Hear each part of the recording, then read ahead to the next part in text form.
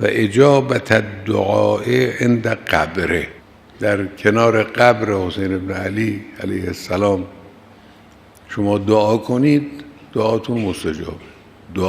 دعا کنید، لغلقه لسان نباشه.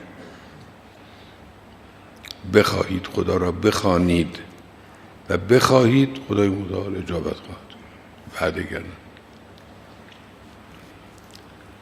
اینهایی که میرن این راه رو طی میکنن پیاده و میرسونن خودشون رو به اونجا، واقعا یک موهبت بزرگ الهی رو خدای متعال در اختیار اینها گذاشته. این پیاده روی 40 حادثه عجیبی که این سالها پدید آمده است.